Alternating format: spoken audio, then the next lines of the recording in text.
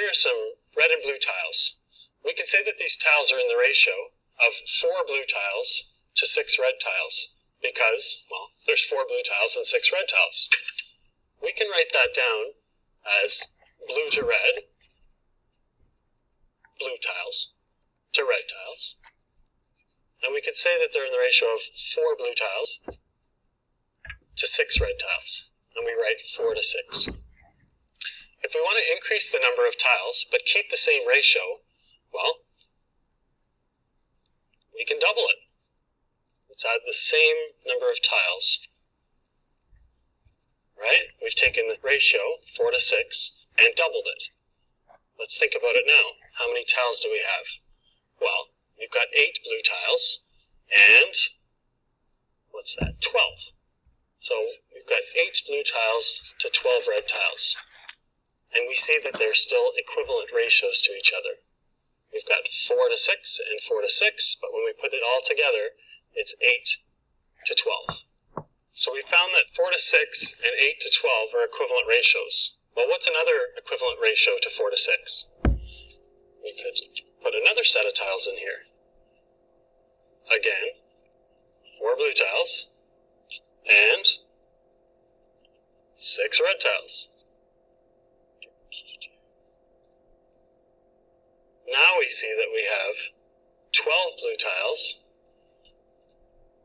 and 18 red tiles.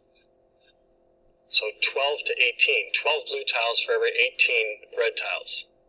We could add another set of tiles, but as you see, I've run out of room. So let's just think about what that would be. If we look back here, we see that 4 to 8 and 6 to 12, well, that was when we doubled it. So if we think about that in terms of, that was multiplying by 2. And we did the same thing there also. We doubled it.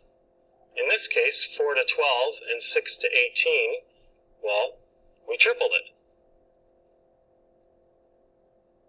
So if we were to multiply that 4 by 4, we would get 16 blue tiles. And if we made 4 sets over there, we'd see that that was 24 tiles. Now let's take this new set we have, which we don't have here because we ran out of space. Let's just think about doubling that one. If we doubled 16, well, we'd get to 32. And if we doubled 24, we'd get to 48. These are all equivalent ratios, because in every case, for 4 blue tiles, there are 6 red tiles. So in this case, 4 and 6 are the terms of the ratio, and multiplying the terms of a ratio by the same number produces equivalent ratios, as we did in these cases. But can we also make equivalent ratios using fewer tiles? Let's go back to our 4 blue tiles and 6 red tiles. Suppose instead of making them bigger, we split them. Let's split them in half.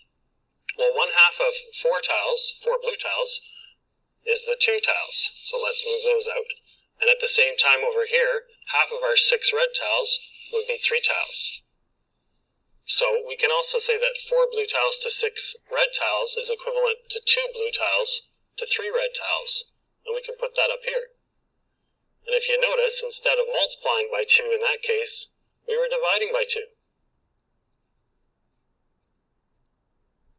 Well, can we go any smaller? Let's take half of the 2 blue tiles. If we take half, we've got 1 blue tile, and we need to take half of this. Uh-oh, that's going to be hard. Well, I guess it's that much, right? 1.5. So we could write that down as well. 1 blue tile to 1.5 red tiles. And again, we divided that by 2. We made it half the size. So now we have a list of equivalent ratios, and we can make more as well. For example, what if there was 48 blue tiles? How many red tiles would we need to keep that equivalent ratio? Well, we better look back at our original ratio to think about this. We had 4 blue and 6 red. So how many groups of 4 blues do we need to get up to 48? Well, we're right here, 4 to 48. I know that I need 12 groups of 4, so 4 times 12 gets me to 48. So I would also need 12 groups of 6. Let's look at that over here. And we know 6 times 12, well, that's 72. So to have equivalent ratios, in this case, our terms would be 48 blue tiles and 72 red tiles. Now, when the terms of an equivalent ratio have no common factors, we say the ratio is in simplest form. So if we look back to this one, we had 4 blue tiles to 6 red tiles. Well, they both have a common factor of 2. So in fact, if I move these away, right, I divided both of them by 2, I could see that 2 to 3 is in simplest form. And if we look back here, that was this one right here, 2 to 3. 2 blue tiles to 3 red tiles. And we did have this example of 1 blue tile to 1.5 red tiles, but that's not in simplest form because 1.5 isn't a whole number. So that's why 2 to 3 is in simplest form. What about a real-world context? How about making lemonade? When you buy frozen lemonade, the instructions on the label say to combine 1 can of frozen lemonade with 4 cans of water. So that would be a ratio of 1 part frozen lemonade. Let's write it down. Lemonade to water. So 1 part lemonade to 4 parts water. What if we wanted to double that amount? Well, we'd need 2 cans of lemonade. And how many parts of water would we need? Well, we doubled the 1 can, so we'll need to double the 4 cans of water as well. So that would be 8. Okay? What if we're having a big party, though? What if, say, we needed 6 cans of lemonade? Well, how many cans of water would we need? Let's think about it. 1 to 6, that was 6 times more. So we're going to need to do the same thing with the cans of water. We're going to need 6 times more, so that's 24. 4 times 6 is 24.